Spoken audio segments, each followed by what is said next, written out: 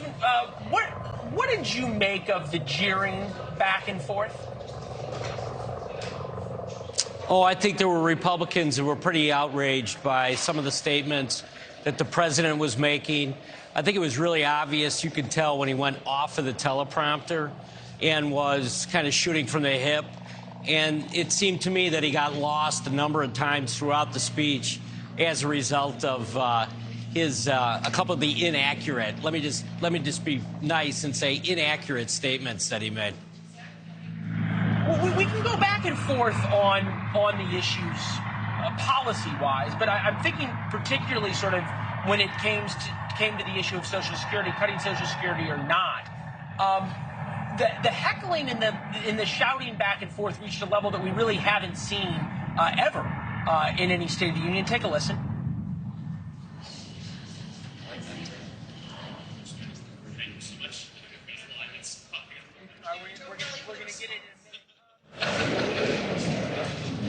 What about when the president talked about my Republican friends into my Republican friends? Was that enough of a reach across the aisle for you?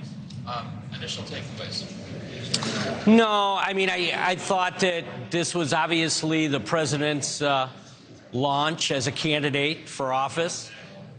Somebody at the White House took a legal pad out and wrote down just about everything he could possibly promise to the American people and not really be held responsible for any of it. So I think there are a few times it was almost laughable that you could tell the campaign team had written the speech. Well, right. This is the soft launch. Chris Steyerwalt and company pointed out earlier, and George Will as well, that this would be the exact same speech if he had not decided to run for re-election as if he had. He's heading to your home state of Wisconsin tomorrow, state he won in 2020. Of all the things he talked about in this speech, there are a lot of them that play extraordinarily well back in Wisconsin. Well, sure. It's just another indication that he's running for office. He's not governing. And the idea that he's in purple Wisconsin tomorrow just demonstrates that again. You know, don't be surprised if you see him in other swing states over the next couple of months. No, listen, I get it. I mean, there's many issues that are plaguing our society right now. But what he's going to find is that the state of Wisconsin is one of those states that's got a lot of tough economic issues right now.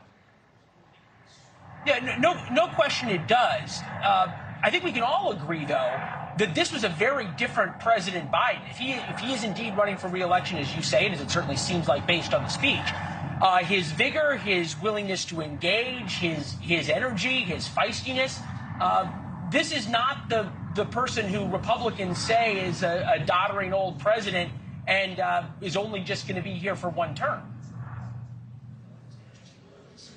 Well, like I said earlier, I mean, I think a lot of this stuff is what we've seen from Joe Biden for the last 50 years, right?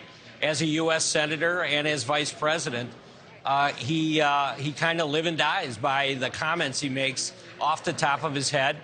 And tonight seemed no different. I mean, you could absolutely tell when he was not on the teleprompter. And, you know, maybe he had a good solid nap this afternoon, so he showed a little energy that we typically don't see.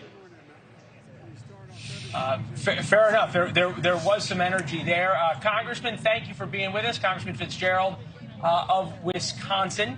Thanks for watching. Go to newsnationnow.com to find NewsNation on your television provider. And don't forget to subscribe. Click the red button to get more of NewsNation's fact-driven, unbiased coverage.